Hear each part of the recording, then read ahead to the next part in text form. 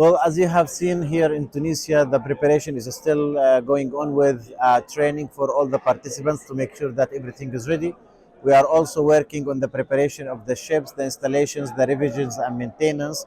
We have between today and tomorrow the ships arriving from Spain, that basically was the first departure of the fleet.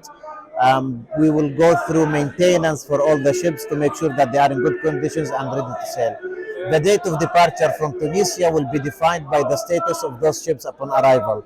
As soon as we have the ships ready, we will start moving, and we will continue our path. One day after the departure from Tunisia, we will have the departure from Greece and from Italy.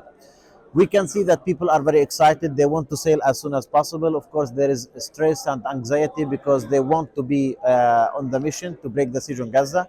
And while we appreciate all that energy and efforts, we remind people that we have to be patient. We have to do things very well because this is a high risk mission. So we are putting all our concentration on safety and preparation to make sure that this is a successful mission, that we don't have any difficulties or challenges that will put people on risk. That is a top priority for us, and we will continue moving on that direction. Regardless of the time, regardless of anything that happens with us, all our eyes on Gaza. Our objective and our mission did not change at all. We will continue mobilizing until we end genocide, until we break the siege on Gaza.